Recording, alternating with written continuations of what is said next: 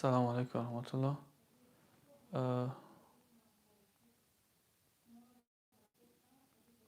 علیکم السلام و رحمت الله. اوضاع اگر سوز باشن انشاءالله که شروع کنیم.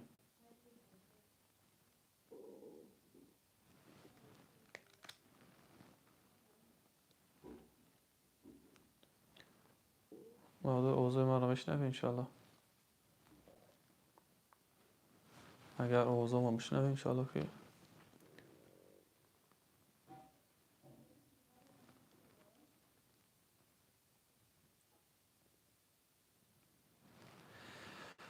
خب. إن الحمد لله نحمده ونستعينه ونستغفره ونعوذ بالله من شرور أنفسنا ومن سيئات أعمالنا من يهده الله فلا مضل له ومن يضلل فلا هادي له وأشهد أن لا إله إلا الله وحده لا شريك له وأشهد أن محمدا عبده ورسوله. رب اشرح لي صدري ويسر لي أمري واحلل عقدة من لساني يفقهوا قولي. اللهم صل وسلم وزد وبارك على سيدنا وحبيبنا محمد عليه الصلاة والسلام. اما بعد، السلام علیکم و رحمت الله و برکاته. برادران و خواهران عزیز، انشاءالله چون هر روزه یا چون همیشگی برنامه داریم در بابت یک حدیث از احادیثی که مربوط به رمضان باشه و انشاءالله که دیومگیش سیرت صحابه است، یعنی سرگذشت و قصه صحابه ها هستند که در حیات روزمره خودمان بتونیم اونا را عملی بکنیم و خداوند به سبب اونا ما را راه راست نشان داده است و ما را پیروی از اونا بکنیم. پیغمبر خدا علیه السلام میگه که وقتی رمضان شد، یک آدمایی که کار خیر میکنی، یک نفرایی که سال دراز در کارهای خیر کردن پایبند بده، پس میگه پیشواز بگیری رمضان. و ای کسانی که کارهای بد میکرده، ای کسانی که یک سال غرق گناه بده، الان فرصت رسیده است که بس بکنه، دست بکشه از گناه، چون که در این شب‌های در این رمضان خداوند یک گروه انسان‌ها را از آتش دوزخ نجات می‌دهد. و پیغمبر خدا علیه السلام میگه این هر شب رمضان است. هر شب رمضان خداوند یک گروه آدم‌ها را، یک گروه انسان‌ها را از آتش دوزخ نجات می‌دهد، یعنی از دوزخ رهاشون میکنه، دیگه اونا دوزخ را نمیبینن. باشه که خداوند ما را از جمله اونایی کرده باشه که در این گروه داخل بشیم و از آتش دوزخ نجات یافته باشیم. قصه نوبتی ما سعد ابن ابی وقاص است. شیر در سر پنجه هایش، یعنی هم خیلی آماده است که کسی در او نزدیک شیده نمیتونه. هجوم های اهچکانانه فارس که بین اونها یک تعهدی بود، اونها را شکستند و به مسلمانان زیاد هجوم کردند. و خبر جنگ سر پول 4000 شهید به جا گذاشت. و خبر اهچکنی مردم عراق حضرت عمر رضی الله تعالی عنه را در دهشت آورد، خیلی نگرانش کرد. حضرت عمر رضی الله تعالی عنه در اسب سوار شد، همراه یک گروه از صحابگان روانه شد به سوی عراق تا برود به آنها درس عبرت بده. حضرت عمر رضی الله تعالی عنه در جای خودش علی رضی الله تعالی عنه را خلیفه اعلان کرد، یعنی جانشین اعلان کرد تا برگشتن آمدنش از عراق، از اون مسئولیتی که داشت. وقتی حضرت عمر رضی الله تعالی عنه همراه دوستانش از مدینه یک چند قدم بیرون رفتن، دوستانش مصلحت دادند که ای امیرالمؤمنین، الان مسلمانان در یک حالت خیلی وزنینند. از این طرف عراق، از این طرف قادسیه، از این طرف شهیدایی که ما نو دادیم، 4000 شهید در یک روز فقط دادگیان. ما روا نمیبینیم که تو خودت به همین کارا مشغول بشه، یعنی خودت شخصا برای عراق. اگر یگان گپ شود، امت اسلام در فتنه خیلی بزرگ جایگیر می شود. پس حضرت عمر رضی الله تعالی عنه روان کرد به سوی حضرت علی و چند صحابه دیگه که بیایند در بیرون مدینه درباره رفتن و نرفتن ما مصلحت بکنیم، مشورت بکنیم. و حضرت علی هم و همراه چند صحابه دیگه آمدن بیرون از مدینه، در همون جایی که حضرت عمر قرار داشت با هم شیشتن مصلحت کردن و خلاصه آمدن که حضرت عمر باید نروه. حالت بسیار حالت وضبینه. این ضربه هایی که به مسلمانان زدن اینا خودشون بسیار ضربه های سخت بود، از این عهد شکنی از این شهیدا را دادن. برای همین اگر رفت حضرت عمر اگر اون گپی دیگر بشه خدای نکرده دیگر مشکل چی زیادتر بالای امت اسلام میشود. حضرت عمر این را قبول کردن و گفتن که کی را باید برای عراق روان بکنیم. همه در فکر بودن که کی لایق تر است، کی لایق او را داره که برای ادب او مردم عراق بتیه که در عهد و پیمانشان عهد شکنی کردن، کی را باید انتخاب کنن. همه در فکر بودن. در همین حالت بود که عبدالرحمن ابن عوف گفت قسم به خدا یافتمش. گفت قسم به خدا یافتمش. گفت یافتمش. گفتن کی اون مرد؟ گفتن حضرت عبدالرحمن شیر در سر پنجه هایش سعد ابن ابی وقاص. سعد ابن ابی وقاص رضی الله تعالی عنه کی بودن؟ این یکی شیری که در سر پنجه هاش بود. او کسی است که پیغمبر خدا علیه السلام روز در همراهی در اطراف صحابه نشسته بودند و وقتی که سعد ابن وقاص هم دیدن پیشوازش میگرفتن، میگفتن خوش آمدی خوش آمدی. بعد میگفتن پیغمبر که همه تقوا دارن و سعد ابن وقاص تقوای مای و اگر شما تقوا داشته باشین تقوایی داشته باشین چه تقوایاتون رو نشان بدین. یعنی این یک فضیلتی یک از فضیلت‌های سعد ابن وقاص بود که پیغمبر با دیدنش خوشحال میشید، خوش آمدیش میگفت و شخصا خودش میگفت که این تقوای ما است. حضرت سعد ابن ابی وقاص در 17 سالگیش اسلام آوردن، در حالتی که خیلی جوان بودن. امروز ما 20 میشیم، 25 میشیم، 27 میشیم، حالا برای ما میگن که حالی جوان خورده، حالی گپ زنیده نشیده است، حالی نمیدونم فکر اندیشه ما را گوش نمیکنن، در حالی که سعد ابن ابی وقاص خودش تنها 17 سالگیش ده 17 سالگیش این تصمیم بزرگ گرفت. بعضی مورخین میگن که حضرت سعد ابن وقاص خودش میگه ما از یک نفری بودیم که اول مسلمان شدم. اما بعضی از مورخین میگن که حضرت سعد ابن ابی وقاص به دست حضرت ابوبکر رضی الله تعالی عنه اسلام آورده.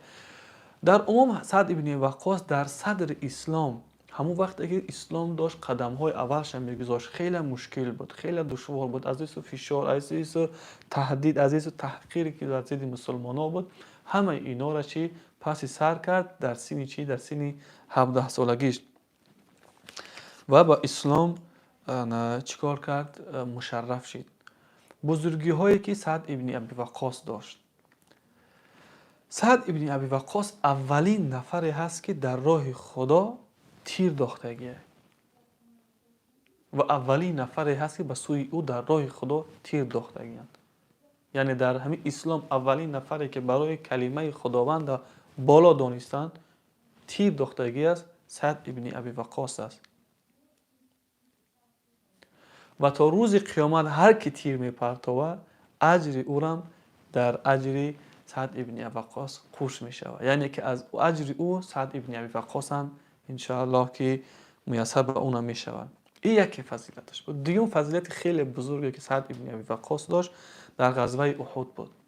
پیغمبر علیه السلام گفت که تیر بداز ای سعد ابن ابی وقاص، تیر بداز پدر و مادرم فدای تو. یعنی یگانه کسی بود که سعد ابن ابی وقاص فقط پیغمبر به سوی سعد ابن وقاص گفته که تیر بداز پدر و مادرم فدای تو. تصور کنه که پیغمبر به سوی کسی میگه که جوانه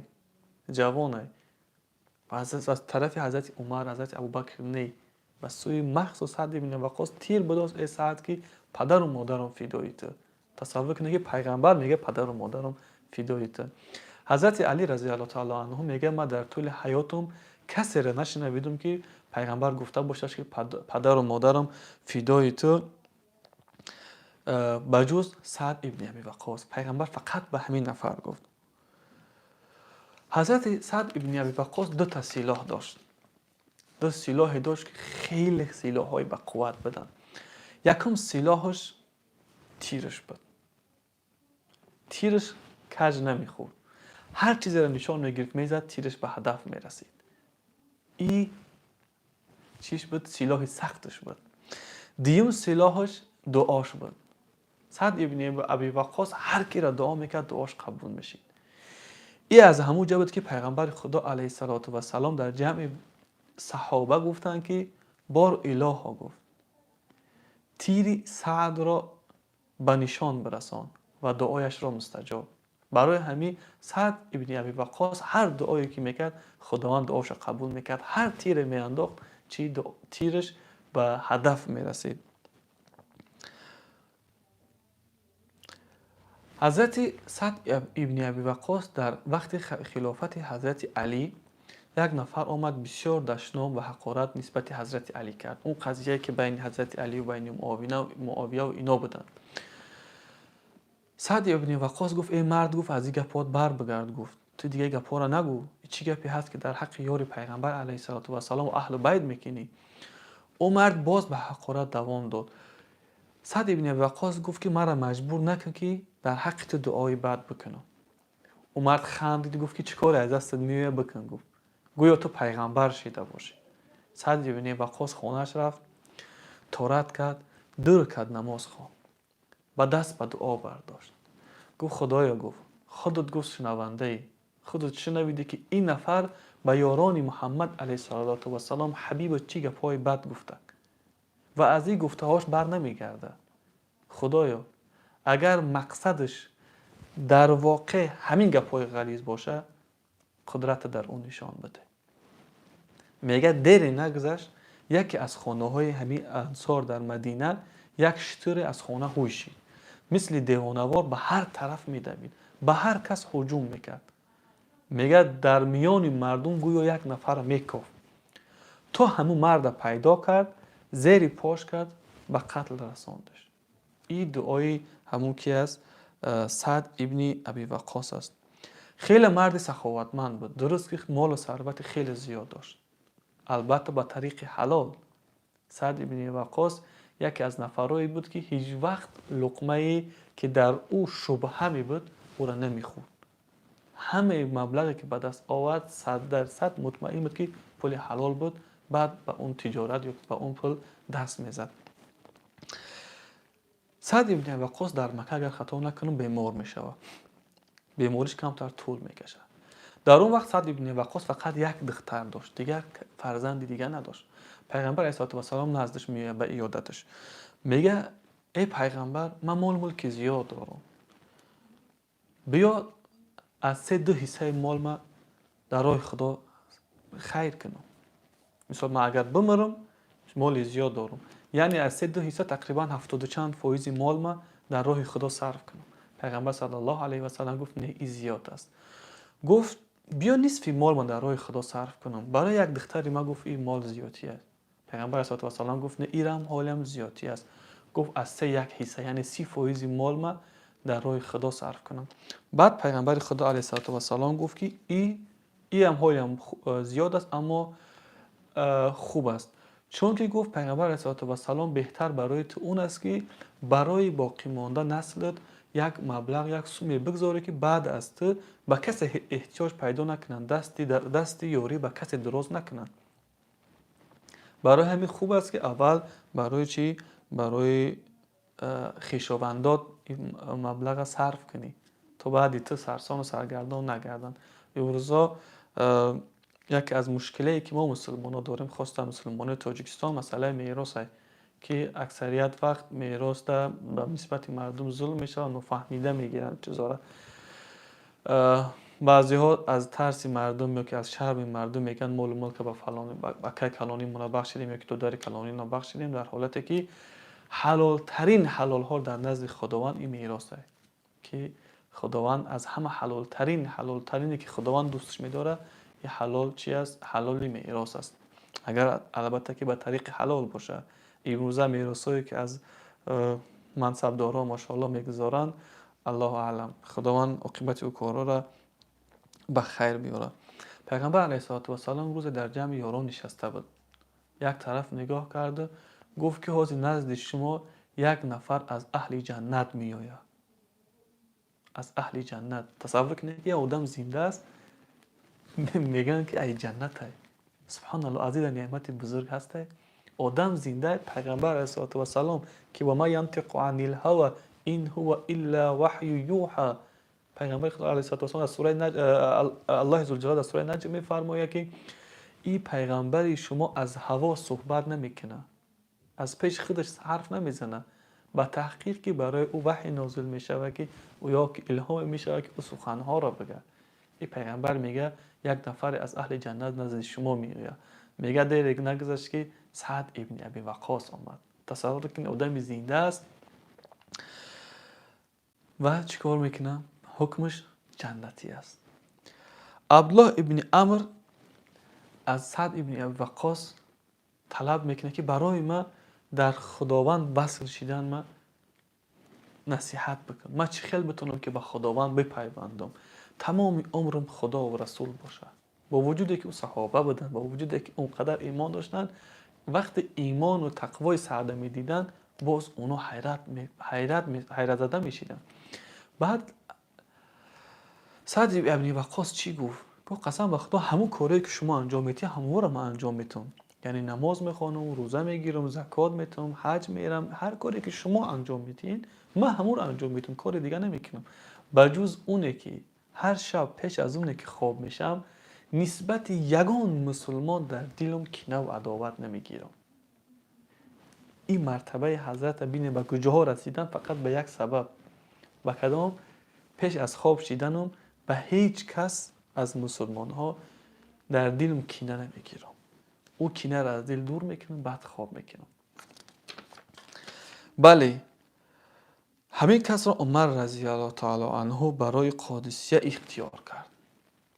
این شخصی هست که حضرت عمر برای بزرگترین و قویترین لشکر دنیا فارس همین را اختیار کرد که بر ضد اونها بره و مبارزه بره. حضرت عمر پیش از اینکه این را انتخاب کنه البته تمام فضیلت های حضرت سعد ابن ابی وقاص پیش نظر آورد. از تقواش، از راست گفتنش، اونه که پیغمبر علیه الصلاه و السلام در حقش دعا کرد که تیرش به هدف بخوره و دعاش قبول بشه. حضرت عمر این فضیلتاش را یاد آورد و فضیلتی که در حالت در اسلام پیوستنش، حالتی که به همراه مادرش شد او را پیش نظر آورد. این حالت چی خیلی بود؟ وقتی سعد ابن ابی وقاص اسلام میاره مادرش یک تصمیم میگیره که هیچ که اون تصمیم نگرفته بود. میگه تا سعد ابن ابی وقاص از اسلامش نگرده، باز همین بت پرستی دب نگرده، من چیکار نمیکنم، من هیچ چیز نمیخورم. از بین چند روز میگذره، مادرش قریب به وفات اومدن نزدیک میشه، اما سعد ابن وقاص از دینش نمیگرده. تا جایی میرسه که مادرش شاید که حس کردن که آخرین لحظه های حیاتش داره سپری کرده است. اومدن یک گروه از خویشاونداش سعد گفتن که مادرت آخرین لحظه های حیاتش، بیا بر اگر یگان چی گفتنیش باشی بگوش. سعد ابن وقاص بالای سر مادرش اومد. چه صحنه خیلی دلخراش، چه صحنه خیلی وحیم است که مادر در سکرات الموت است، اما موقع گیری در اسلام، در دین، این از همه چیز بالاتر است. همه چیز سرحد داره. پدر، مادر، اینا همه چیز سرحد دارن، همه چیز احترام دارن. وقتی که در سرحد خداوندی که رسید تمام دیگه. سرحد خداوندی باید معین باشه. پدر، مادر، دین، پدر، مادر، نمیدونم تقا، عمق، هر کی نباشه، هر کسی که نباشه، وقتی سرحد آمد باید در انسان سرحد خداوند معین باشه. یعنی در همین جا سرحد خدا شروع میشه و دیگه ما گپی تر نمیگیرم، گوش نمیکنم. سعد ابن وقاص بسیار غمگین شدن، اما استوار در دین بدن. گفتن ای مادر، قسم به خدا اگر 100 جان داشته باشی این گپ‌های آسان نیستن، با علل خصوص برای سعد ابن ابی وقاص، صحابه رسول خدا، که مادر برای اونا وقتی اول اسلام که آورده بودن چقدر چی با چی میگن با یک ایمان قوی اونا رو پرورش کرد. جایگاه مادر برای اونا معین کرده بود، جایگاه زن برای اونا معین کرده بود. با وجود همین اسلام سرحدش تمام. گفت مادر با آب چشم، گفت مادری عزیز، گفت اگر خودت 100 جان داشته باشی و هر 100 جان یک پی یک دیگر به همین طریق از دست بدی، من از دینم نمیگردم. برای همین پیشنهاد میکنم که خوراک بخور. بعد مادرش دید که در واقع چی در واقع از دینش نمیگرده، استوار ثابته، بس دیگه رفت چی خوراک خورد. بعد از این چیکار کرد؟ آیت نازل شد، آیت خداوندی همین کاری کرده سعد تأیید کرد. گفت اگر پدر و مادر شما و شما امر کنن که به من شرک بورزه، اونا را دیگر گوش نکنید، چون که امر در دست خداوند است. دین الله است. سرحد خداوندی که رسید تمام دیگه، نه پدر نه مادر دیگه کسی دیگر در این سرحد نباید داخل بشود. خلاص سعد ابن ابی وقاص چیکار کرد؟ به قادسیه روان کرد. فارس ها 100,000 لشکر داشتند، 100,000 با تمام تجهیزات های پیشرفته همون وقته، با فیل و با تمام اسلحه پیشرفته همون وقته مجهز بودند. ما گفتیم که فارس یکی از قدرتمندترین دولت یا امپریای همون وقته بود. یکی فارس بود، یکی روم بود.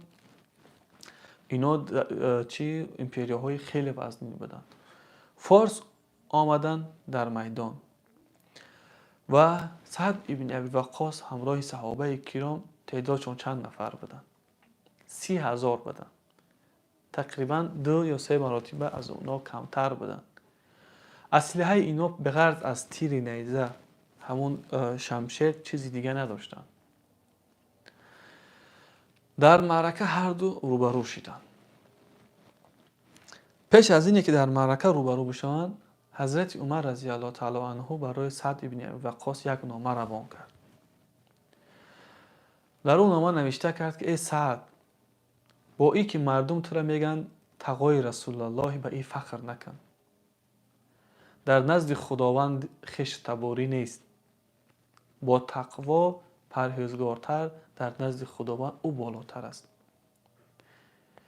از دعای خودت دست نکش. دعای خودت که پیغمبر در حقت کرده است دعای مستجاب است، دعا بکن. تقوا را پیشگیری کن. به مسلمانان نرم باش. سعد ابن ابی وقاص هم بعد چی نصیحت کرد؟ گفت هر کاری که شما انجام میدید در اوجا برای ما خبر برسان، تا جایی که ما گویا که شما را دیدستم. حتی تمام موقع گیریتون برای ما نوشته که روان کن. سعد ابن ابی وقاص هم نامه نوشت به حضرت عمر روان کرد. گفت ما با دشمن روبرو شدیم. تعداد دشمن 100,000 با تمام تجهیزات های جنگی همون وقت مجهزند. ما 30,000 به جز شمشیر نیزه چیزی دیگر نداریم. حضرت عمر در نامه جوابش گرداند. ای سعد، گفت تو را بسیار بدن آنها گفت پریشان خاطر رو روح افتاده نکنه، چون که نصر از مسلمین از مؤمنین است و خداوند این را وعده داده است. به سوی آنها حمله بکن. بعد گفت که چند نفر از خودتانه پیش از اون که جنگ شروع شود به سوی رستم بفرسته. گفتیم که رستم سرلشکر بزرگ فارس در جنگ حاضر بود. خلاص 3 نفر یا 4 نفر روان میکنن به سوی رستم که به سوی خدا دعوتش بکنن. این میروند، اینا 3 نفر یا 4 نفر میروند نزد رستم و میگن که خب بحث طولانی میشود و میگن که ای رستم، ما را خداوند اختیار کرد از بین دیگر مردم که به سوی شما بیاییم، شما را اسلام بفهمانیم، به سوی راست و به سوی خدا و به سوی دین خدا شما را راهنمایی بکنیم. و اگر شما گپ ما را گوش کردیم، ما پس میگردیم میریم به جایهای خودمان. و اگر که پس نگرفته، تا اونی که وعده خداوند برای ما داده است، ما همراه شما می جنگیم. رستم حیران شد. گفت خداوند به شما چی وعده داده است؟ گفت خداوند برای ما وعده داده است که شهید ما داخل جنت می شود و به زنده ما پیروزی می تید. یعنی ما اینجا آمدیم برای جنگ. و یک کلمه زیبایی هم که در این جنگ استفاده بردند، اگر خطا نکنم در همین غزوه بود، گفتن به سوی مشرکا که فکر کنم ضد روم بود، گفتن که مجاهدا چی گفتن؟ مسلمانا بر ضد دشمنشون چی میگفتن؟ گفتن که ما یک گروه قومی هستیم که چه خیلی که شما زندگی را دوست می‌داره، ما شهادت در راه خداوند انمی خیلی گفت دوست می‌داره. دشمن دیگر با پا می‌غلطونه این سخن‌ها. یک گروه آمده هستند که شهید شوی آمده هستند. اونا راه پیروزی اینا برای اونا مهم نیست. یا پیروزی یا شهید. یعنی به هر دو صورت اینا پیروز هستند. خب دیگر رستم اینا را روان کرد، آمدن به سعد ابن ابی وقاص رساندن که دیگر چی هدف جنگ است، جای دیگر نیست. حضرت سعد ابن ابی وقاص خیلی غمگین شدند. هوس خوردن یا اینا میدونم آرزو کردن که چی این جنگ کاش که یک چند روز پیشتر میشید یا اینکه جنگ چند روز تأخیر میافتاد. اما چه علاج؟ میدونه برای چی؟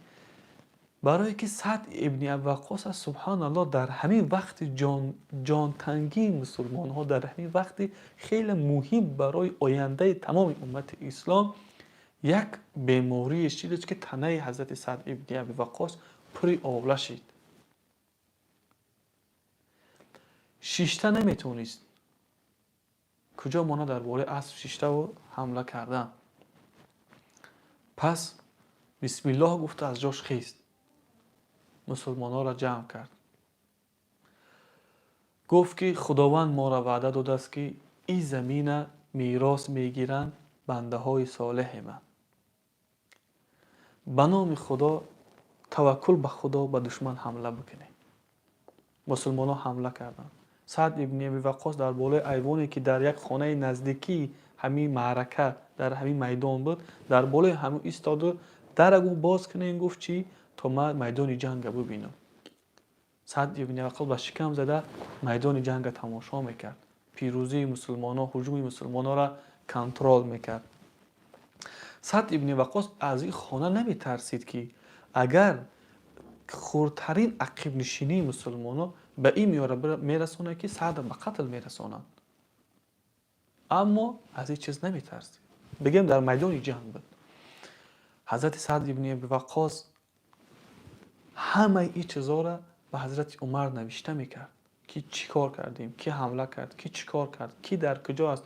میگه تا جایی که گویا که می نویست که کدام عسکر، کدام همین سلدت مجاهد چیکار میکرد، شمشیر را به کدام دست، به کدام به کی حمله کرد. همون قدر جزئیات ها را می نویست. میدونید برای چی؟ برای میدونید که حضرت عمر همراه صحابه ها در اوجا نشستن، بزرگا و بزرگای صحابه میشینن و چی اوجا یک مشورت میکنن و خلاصش برای ما میفرستن. سعد ابن وقاص در معرکه بسیار چیکار میکرد؟ فرمان میداد که مثلا میگفت ای فلانی، گفت از دست راست حمله بکن، ای فلان از دست چپ حمله بکن، فلانی دست راست بودگی جایها را پر بکن، ای قعقا حمله بکن، ای فلانی هجوم بکن، ای فلانی از برای الله تیر بانداز.